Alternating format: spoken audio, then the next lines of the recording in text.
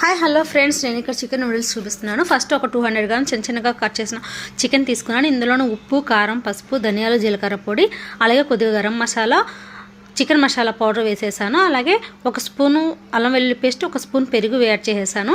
అలాగే ఇందులో 2 స్పూన్లు మైదా, 2 స్పూన్లు కార్న్ఫ్లవర్ వేసేసి మొత్తం మిక్స్ చేసి ఒక హాఫ్ అన్ అవర్ పక్కన పెట్టేసుకోవాలి. తర్వాత మనం హాఫ్ అన్ అవర్ తర్వాత డీప్ ఫ్రై చేసుకోవాలి. చికెన్ డీప్ ఫ్రై చేసి పక్కన పెట్టేసుకున్న తర్వాత ఒక వాటర్లో మనం నూడిల్స్ కూడా బాయిల్ చేసి పక్కన పెట్టేసుకోవాలి. ఎక్కువ బాయిల్ చేయకూడదు.